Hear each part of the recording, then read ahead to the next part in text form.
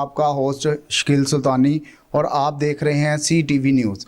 आज हम एक ऐसे मौजू पर बात करने जा रहे हैं कि लोगों से फ्रॉड करने वाले दिन दनाते फिर रहे हैं। आम आदमी जिसकी किसी भी अदारे में कोई जान या पहचान नहीं होती, उसको इतना रौंदा जाता है, उनको इतना जलील किया जाता है और उनको इंसाफ नहीं मिलता, तो फिर वो हमारे जैसे मीडिया वालों के पास आते हैं और अपनी दास्तान सुनाते हैं। तो हमारे साथ आज एक खातून मौजूद हैं, इनके साथ भी इसी तरह का एक वक़ूआ पेश आया है। इनको ब्लैकमेल करके लाखों रुपए हथिया लिए गए और जो मुल्ज़म हैं वो दंदनाते फिर रहे हैं। उनके पीछे किन किन सरकारी ओहदों पे फायद लोगों की हाथ हैं, ऐसे तमाम वाक़यात से पर्दा उठाएंगे। तो जानते हैं इस खातून से कि उनको क्या मसाइल दरपेश हुए इस तमाम मामले में और वो कौन बंदे हैं जो इनके साथ इस तरह के मामलात कर रहे हैं। अस्सलाम वालेकुम।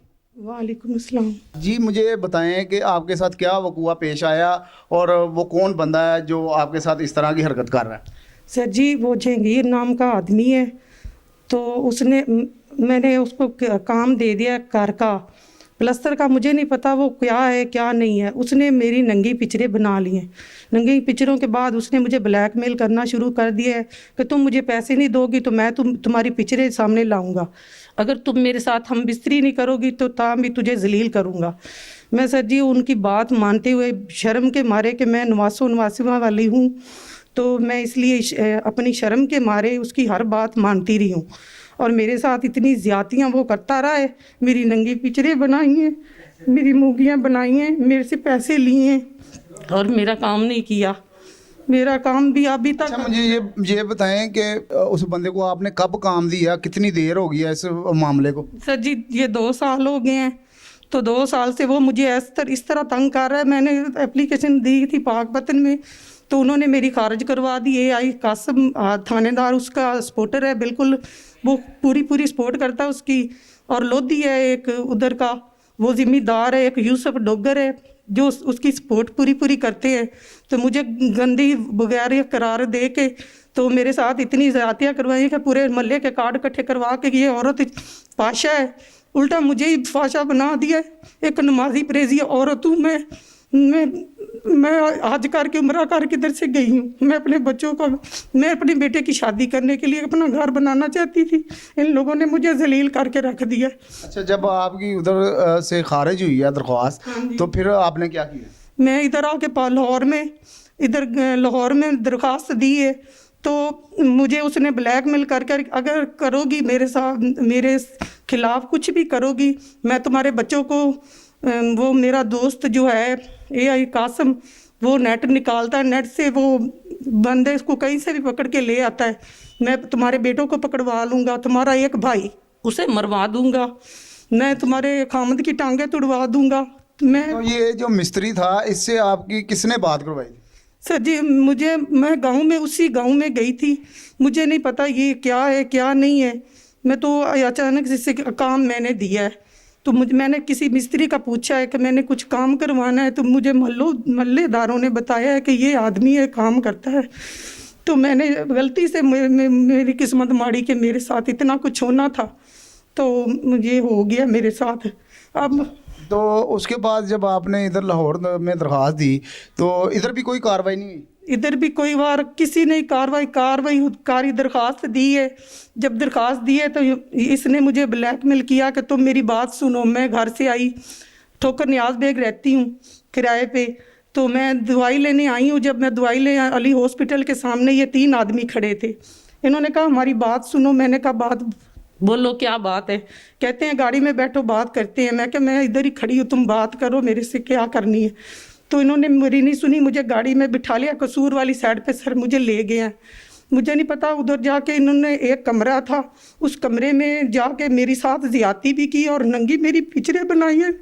मुझे कहते हुए शर्म आ रही है। लेकिन जी नाजरीन, मैं आपको ये बात बताते चलूँ कि एक जो मज़दूर मिस्त्री इतना ज़्यादा काम नहीं कर सकता, ये एक पूरा गैंग है। इसमें हमारे सरकारी महकमे के लोग भी हैं और जो तस्वीरें वगैरह एडिट करते हैं वो भी लोग हैं। आपको ये बताता चलूँ कि आला हुकाम को चाहिए कि इस पर एक्शन लें। जी, उन्होंने उधर जाके मेरे खाली कागजातों पे दस्तखत भी करवाए हैं और मेरी नंगी पिक्चरें भी बनाई हैं।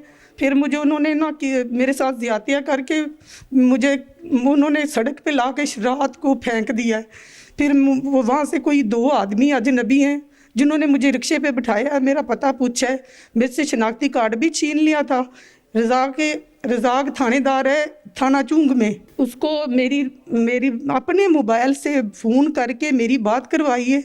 तो कहते हैं कि ये बीबी जी मेरी बीवी आई हुई है, इससे बात करो, जहांगीर ने कहा है।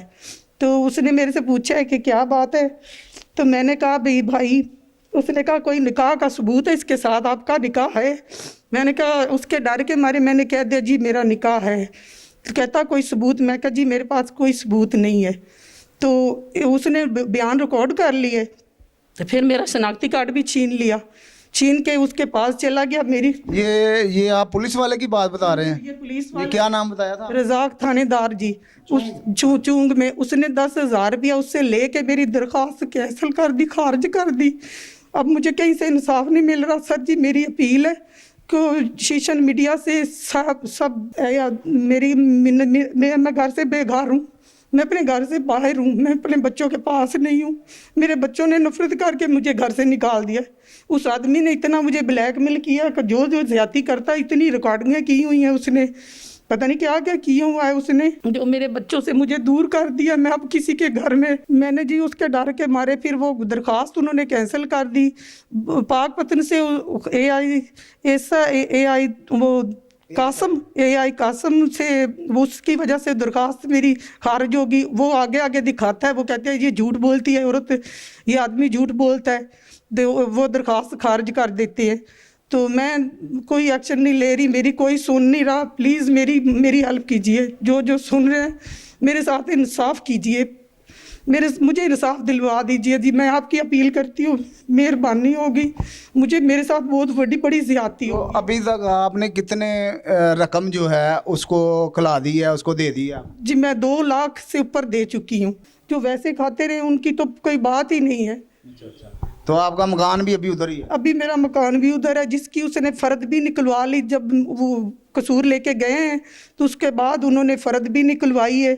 मेरे से कागज़ वसूल करना चाहते थे, फिर बाद में मुझे कितनी मर्तबा उसने हैंडल किया, लेकिन अब मैं फिर गई हूँ। ये कुछ दिन पहले की बात है, अभी 1 माह हो गया है। तो मैं वापस अपने घर गई हूँ, मेरा बेटा उधर गया, तो मैंने कहा मैं अपने बेटे को उधर बैठा देती हूँ घर में। तो वो दोनों मियाँ बीवी मेरा खुला दरवाज़ा देखकर अंदर घुस आए नहीं, दोनों ने मुझे आके पकड़ लिया। और मैं नहीं कहती कि वो 4 आदमी थे, दोनों आए हैं, मेरे मुंह में जहर डालना शुरू कर दी उन्होंने। मैं हाथापाई से, वो अकेली थी मैं घर में, मेरे बेटा कोई भी नहीं था घर में। उसी मोहल्ले में वो पहले भी मशहूर हो चुका है, अब भी वो इस तरह कर रहे हैं जी। अब मैं फिर तंग आके बस अब मैंने कहा जो मौत ज़िंदगी है वो तो बाद की बात है, ज़िंदगी यह भी ज़िंदा रहने से तो मारी जाना बेहतर है। जो मेरे बच्चों को ब्लैकमेल कर रहा है, मुझे इतना ब्लैकमेल करता है, मैं तेरे 2 बच्चे हैं, मैं उनको मरवा दूंगा, पकड़वा लूँगा, फिर देखना किस किस को पकड़वाता हूँ। जी नाज़रीन, आपने जैसा कि इस मुतासरा ख़ातून की बातें सुनी, इनका ये कहना है कि वो बंदा जो है मुझे मुसलसल ब्लैकमेल कर रहा है और मेरे बच्चों को मारने की धमकियां दे रहा है, और मुतलका अदारे, मुतलका महकमा पुलिस जो है वो कोई कार्रवाई नहीं कर रही, बल्कि उल्टा मुझ पर गलत इल्ज़ाम लगाकर मुझे ही कसूरवार ठहराया जाता है। इनका ये भी कहना है कि आला हुकाम मेरी मदद करें, मेरी हेल्प करें, और जो इस प्रोग्राम को देखे वो मेरी हेल्प करे, और महकमों को ये दबाव डाला जाए कि इनके साथ इंसाफ किया जाए। इसी के साथ अपने मेज़बान शकील सुल्तानी का दें इजाज़त। अल्लाह हाफिज़।